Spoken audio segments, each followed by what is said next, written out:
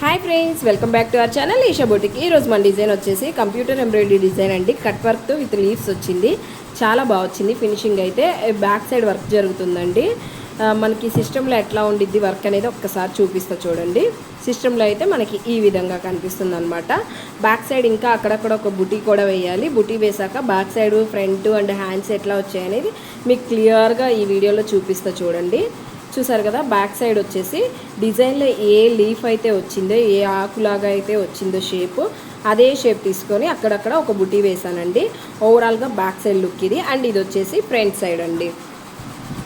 ఒక్కసారి మీకు back overall మొత్తం లుక్ ఎలా ఉందనేది చూపిస్తా చూడండి. ఇట్లా వచ్చిందండి.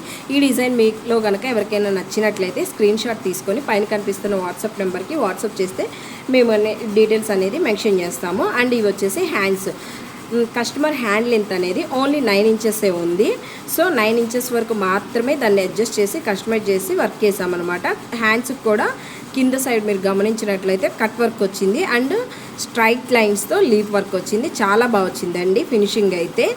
ఒకవేళ కస్టమర్ సైజు, హ్యాండ్ సైజ్ వచ్చేసి 11 ఇంచెస్ ఉంటే ఓవరాల్ బార్డర్ అంతా నిండుగా మొత్తం వచ్చింది. బట్ 9 ఇంచెసే ఉంది కాబట్టి 9 ఇంచెస్కి కస్టమైజ్ చేసామన్నమాట. ఈ వీడియో కనుక మీకు నచ్చినట్లయితే లైక్ చేయండి, షేర్ చేయండి, సబ్స్క్రైబ్ చేయండి. Thank you.